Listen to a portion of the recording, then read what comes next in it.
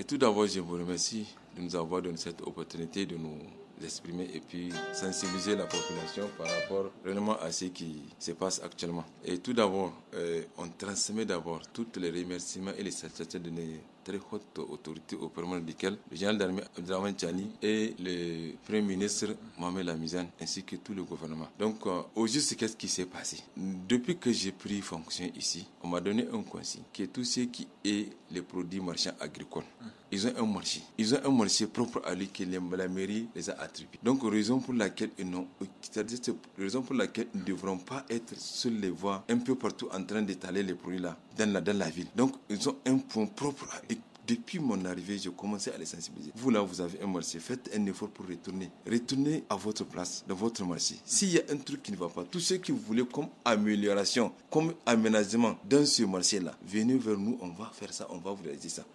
Parce qu'on veut que ça soit cadré, on veut que ça soit propre. Parce qu'aujourd'hui, si Belair a un marché moderne de ces produits marchands agricoles là, ça c'est vraiment un développement, c'est une évolution. Et ça va aussi réussir la capacité ou bien les ressources. Et aussi, ça va valoriser leurs produits. Parce que si vraiment ils savent qu'il y a un lieu ouvertement qu'il faut aller, donc là, ça va faire une valeur, ça va donner de la valeur à leurs produits. Et le gars, quand il vient, il va aller directement, il va payer. Et ça va faire vraiment un truc de bien cadré, et ça dit qu'il n'y aura aucun problème. Au lieu de venir sur les rues, occuper les rues et puis étaler ces produits-là n'importe comment sur les rues, ça c'est pas normal. C'est ça qu'on a dit, on a fait tout. Toujours je suis là-dessus jusqu'au dernier jour qui était le lundi où j'ai dit, écoutez, aujourd'hui là, c'est le dernier délai. Où vous quittez, où vient la mairie va agir. Et la mairie va faire son travail. Et la mairie, quand elle va agir, c'est quoi? C'est soit si c'est des boutiques, fermer les boutiques là.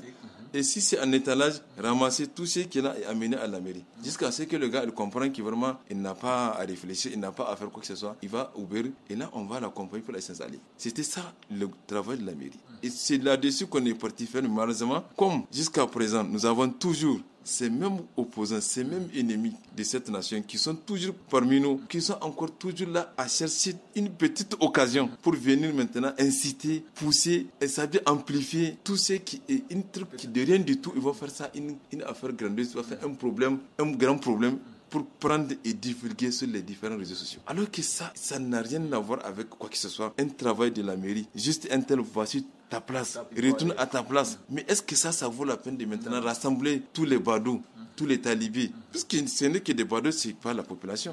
La population, ils sont vaqués à leurs problèmes, ils sont en train de leurs besoins quotidiens, ils ne savent pas ce qui se passe. Maintenant que je suis en train de m'adresser à eux pour qu'ils comprennent ce qui se passe. Ce n'est que les badous de l'écogar et ces talibés-là qui sont là toujours. C'est eux qui ont mobilisé pour venir inciter d'abord à la révolte ces marchands-là que je cherche à faire déplacer. Et ils les ont eu, ils les ont incités et ils sont révoltés, ils ont dit qu'ils ne pourront pas, ils n'ont nulle part. J'ai dit non, ça ne va pas passer comme ça. Il ne faut pas les suivre. Ces jeunes-là, vous avez une place, allez-y à votre place. Ils ont dit non, où est-ce qu'ils vont aller? Mais où est-ce que vous allez partir? Ça n'a pas de sens.